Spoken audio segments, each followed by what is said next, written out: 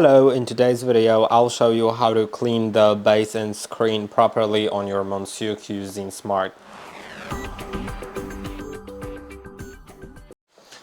For that, it's best to turn off your device with the switch located on the right side of your device, and then you can start cleaning it. You can remove the bowl, so let's twist the lid to unlock the bowl, then remove it.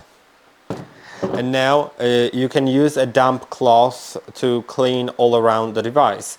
So clean the screen, clean the case on the outside, as well as clean the inside here.